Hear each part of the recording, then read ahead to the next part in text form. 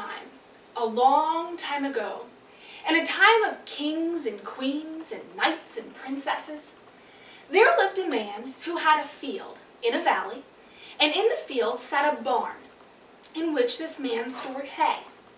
But for the last 2 years, the barn had lain empty, for just as the hay was in the height of its vigor and ready to be harvested, something mysteriously ate it all up. The man knew not who or what was eating his crop. It happened the first year, and then it happened the second year. But the third year, the man had grown tired of losing his crop, and he called his sons to him, for he had 3 of them, and he charged that one of them must go down to the field and into the barn and keep watch to protect the hay. Well, the oldest son, he helped his father manage the farm, and he said that as the eldest, he would go and watch. And he was quite certain that on his watch, neither man nor beast would have one bite of that hay. So he went down to the barn, and as he got settled for the watch for that night, the barn began to rumble. And the rumbling grew until the walls and the roof of that barn shook in an earthquake. Terrified, the man jumped up and ran out the barn.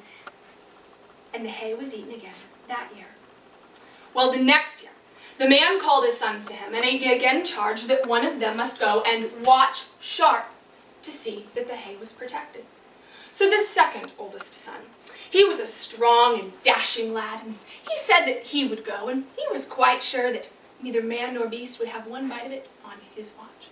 So he went down to the barn, and just as he was getting settled to watch, the barn began to rumble.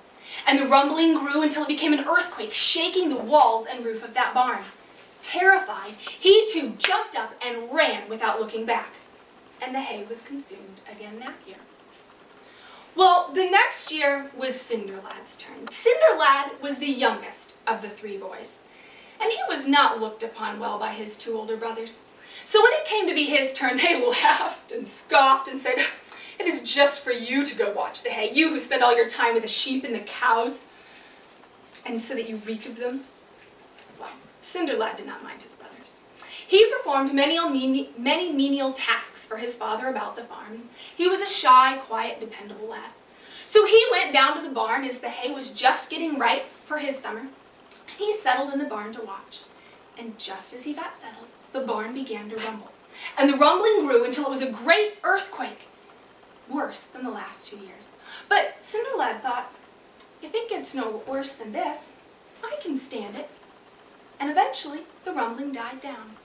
And in the absolute stillness that followed, he heard. He crept to the barn door, and he peeked out.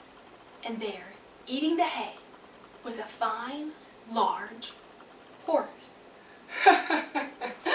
Said Cinderlad, "So it is you who have been eating our hay. I shall put a stop to that." And he approached the horse in such a manner that the horse was tame and calm for him. Now this was a fine horse.